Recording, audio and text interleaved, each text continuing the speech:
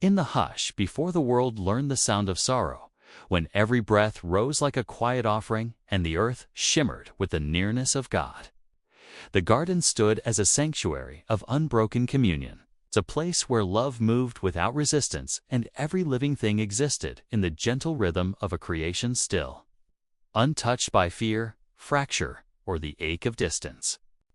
The first light of Eden rested softly on the garden's leaves, casting a warm glow that felt less like sunlight and more like the lingering touch of the one who had shaped every branch, every river, every breath of wind with deliberate tenderness. Adam walked through this sacred place with a heart unburdened. His steps unhurried, his spirit open, sensing the presence of God not as a distant mystery, but as the very atmosphere around him. The garden welcomed him, its beauty not overwhelming but intimate, as though creation itself recognized him and rejoiced in his existence. When Eve stood beside him, the world seemed to deepen in color, as if the garden exhaled in relief at the completion of something long anticipated. Their unity was effortless, their trust unbroken, their hearts aligned with the one who had breathed life into them. They moved through Eden not as wanderers, but as beloved caretakers, entrusted with a world that pulsed with divine intention. Every sound, the rustle of leaves, the gentle flow of water, the soft footsteps of animals, felt like a hymn rising from the earth. And in this place of perfect peace, we lift our hearts in prayer. Lord, teach us to remember the simplicity of that first communion, where identity was received, not earned, and where love flowed without fear. Restore in us the quiet confidence that we were made for your presence, shaped for your nearness, and held by your unchanging goodness. Let the memory of Eden awaken in us a longing for the wholeness you still desire for your people. And as this prayer stirs something within you, let your heart respond by sharing this moment so others may join in seeking the God who still calls us back to himself. The peace of Eden carried a depth that felt almost weightless, as though every breath Adam and Eve took was lifted by the very presence of God, who walked with them in a nearness we can scarcely imagine. They moved through the garden with hearts unclouded, their thoughts unburdened by fear or regret, their souls aligned with the one who had shaped them from dust and breath. The rivers shimmered with clarity, the trees swayed with gentle purpose, and every creature moved in harmony with the rhythm of a world still whole. Yet even in this perfection, there was a quiet invitation woven into every moment, a call to trust, to listen, to remain anchored in the love that had formed them.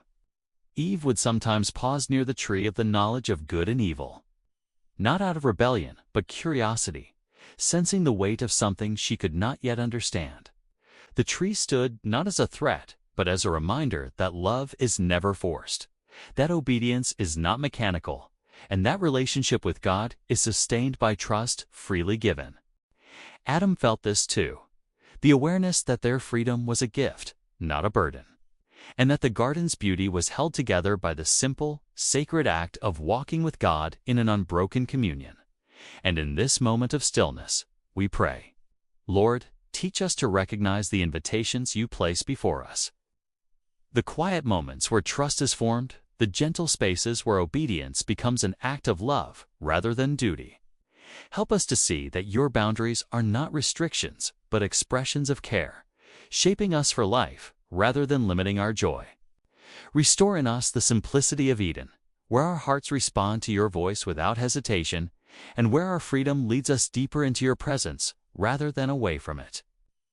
Let the peace of that first garden awaken in us a longing to walk with you in the same openness and trust. The story of Eden becomes a doorway into prayer when we allow its movements to echo within our own hearts. Because the same God who walked with Adam and Eve still invites us into communion marked by honesty, trust, and surrender. Their innocence was not naivety. It was the natural posture of souls unburdened by fear, shame, or self-protection. And in our own lives, we often long for that same simplicity, even as we navigate the complexities of a world shaped by brokenness. The garden reminds us that prayer is not performance, but presence, not eloquence, but openness, not striving, but returning. When Eve listened to the serpent, it was not rebellion that drew her in, but the subtle pull of doubt, a whisper that questioned God's goodness, His intentions, His trustworthiness. We know that whisper well. It comes to us in moments of uncertainty, in seasons of waiting, in the quiet fears we rarely speak aloud. It tells us that we are alone, that we must secure our own future, that God's timing is suspect, that His boundaries are withholding rather than protective. And so we pray into that place of vulnerability. Lord, meet us in the spaces where doubt whispers. Quiet the voices that distort your character and awaken in us a deeper confidence in your goodness. Teach us to recognize deception, not by its boldness, but by its subtlety, and to anchor our hearts in the truth of who you are, rather than the shifting shadows of our fears. Help us to see that the temptations we face are not merely moral struggles, but invitations to trust you more deeply. Let the story of Eden remind us that you are not threatened by our questions, or distant from our wrestling, but present in every moment where our hearts turn toward you. And as this prayer settles within you, let it draw you into a deeper posture of listening, where God's voice becomes clearer than the whispers that seek to pull you away. The garden's peace did not shatter all at once. It trembled first in a whisper, a subtle shift in the air as Eve found herself standing before the tree whose presence had always carried a quiet weight. The serpent's voice curled through the stillness with a softness that felt almost familiar, its questions gentle enough to slip past her guard, its tone woven with a counterfeit wisdom that mimicked truth just closely enough to stir uncertainty. Adam stood near her, sensing the tension but not yet understanding it, the innocence of their hearts leaving them unprepared for a voice that did not speak from love. The fruit glistened with a beauty that had never tempted her before, but now it seemed to shimmer with possibility, as though it held answers to questions she had never thought to ask.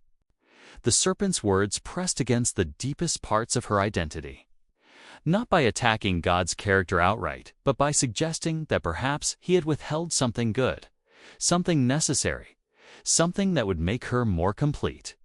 Doubt, once foreign to her, began to take shape, not as rebellion, but as curiosity twisted by deception.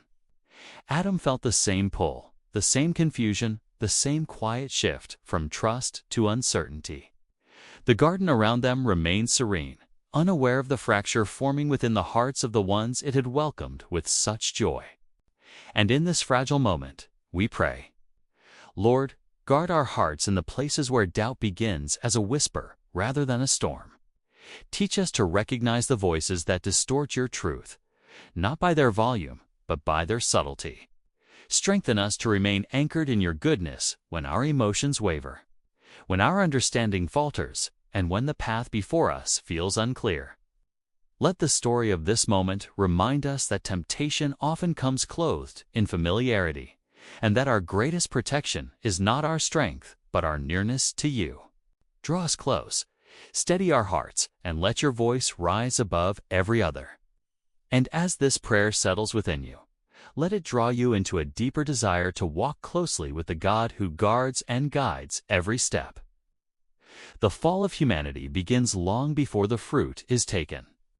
It begins in the quiet shift of the heart, when trust loosens its grip and desire begins to redefine what is good. This movement is not ancient alone, is present in us today, shaping the way we respond to uncertainty, longing, and the subtle pressures that whisper we must take control of our own story. The serpent's strategy was not to provoke open rebellion, but to reshape Eve's perception, to make her believe that what God had given was insufficient, that His boundaries were restrictive, that His intentions were questionable. We know this struggle intimately, for it echoes in the moments when we question God's timing, doubt His goodness, or assume His silence means absence. And so we pray into this place of vulnerability. Lord, reveal the subtle ways our hearts drift from trust. Show us where we have begun to believe that we must secure our own worth, our own future, our own identity. Expose the lies that tell us we are lacking, that we must grasp for what you have not given, that fulfillment lies outside your will. Teach us to see temptation not as a dramatic confrontation, but as a quiet invitation to rely on ourselves rather than on you. Restore in us the clarity to recognize your boundaries as expressions of love, not limitation, and to trust that your timing is not delay, but wisdom. Let the story of Eden remind us that the battle for our hearts is often fought in the realm of perception, where truth must be chosen again and again. And as this prayer moves through you, let it open your heart to the gentle work God longs to do in the places where doubt has taken root. The moment Eve reached for the fruit unfolded with a stillness that belied its weight, a quiet decision made in the soft light of a garden that had never known sorrow. Her fingers closed around the fruit with a sense of anticipation she could not fully explain. The serpent's words echoing in her mind, reshaping her understanding of what was good, what was necessary, what was worth reaching for. Adam watched, torn between trust and uncertainty, feeling the tension of a choice that pressed against the deepest parts of his heart. When she lifted the fruit to her lips, creation did not recoil. The sky did not darken. The moment was gentle, almost tender, as though the world itself could not yet comprehend the fracture that had begun. The taste was sweet, familiar, comforting even, but beneath it was a sharpness that awakened a new awareness, one that felt both thrilling and terrifying. Adam took the fruit not out of defiance, but out of a desire not to be separated from her, unaware that the unity he sought would soon be replaced by shame. And in that instant, innocence slipped away like a breath released into the wind. Their eyes opened, but not to glory. They opened to fear, to vulnerability, to the sudden realization that something within them had shifted beyond their ability to repair. And in this moment of collapse, we pray, Lord, meet us in the places where we have chosen poorly, where our decisions have led us into fear, shame, or regret. Remind us that you do not abandon us in our failure, but draw near with compassion. Teach us to bring our brokenness into your presence, rather than hiding in the shadows of self-protection. Let the story of this moment remind us that even when we fall, your mercy moves toward us with a love that refuses to let our failures define us. And as this prayer settles in your spirit, let it draw you deeper into the grace of the God who seeks you, even when you hide. If this prayer is speaking to you, let your heart respond by sharing this moment so others may be drawn into the same place of reflection and restoration.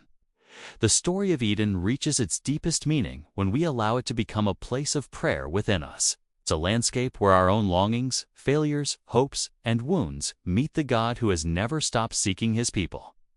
The fall is not only an ancient moment of disobedience, 'tis the pattern of every human heart that has ever reached for something other than God to secure identity, meaning, or control. And yet, woven through the sorrow of Eden is a thread of mercy so steady, so unbreakable, that it becomes the foundation of every prayer we pray today. God's first response to humanity's failure was not abandonment but pursuit, not condemnation but calling, not rejection but covering. He stepped into the brokenness they created and met them with compassion, even as the consequences unfolded. This becomes the heart of our prayer. Lord, meet us in the places where we have hidden from you. Behind our shame, our pride, our distractions, our attempts to fix ourselves. Call to us with the same tenderness you spoke in the garden, reminding us that your voice is not one of accusation, but invitation. Teach us to step out of hiding, to bring our whole selves into your presence, trusting that your mercy is greater than our failure. Cover us with the grace that restores what sin has fractured, and clothe us in the identity you have given, rather than the one we tried to construct on our own. The exile from Eden was not the end of the story, but the beginning of redemption.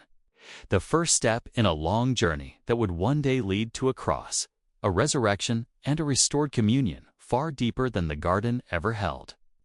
And so we pray, Lord, let the hope of redemption take root in us. Heal the places where we feel distant from you. Restore the parts of our hearts that have forgotten how to trust.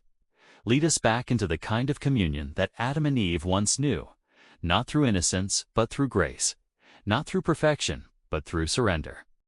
Let the longing for Eden become a longing for you, the one who still walks toward us even when we run from you. The story of Eden reminds us that even when we fall, God's pursuit does not falter, His mercy does not waver, and His desire for communion with us remains unchanged. As you carry this prayer with you, let it draw you back to the God who still calls your name with tenderness, who still covers your shame with grace, and who still invites you into a life shaped by His presence rather than your past. And if this moment has stirred something sacred within you, consider sharing it so others may be drawn into the same quiet place of restoration.